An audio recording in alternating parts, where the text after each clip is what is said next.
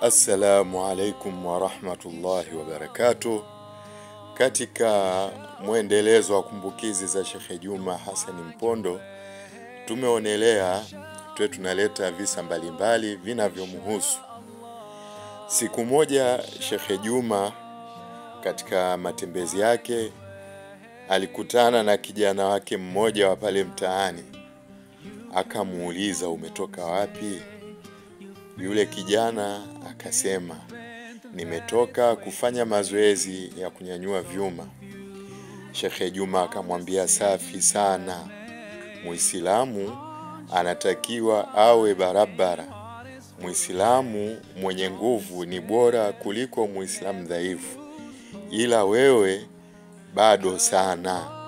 Unatakiwa ufanye mazoezi sana.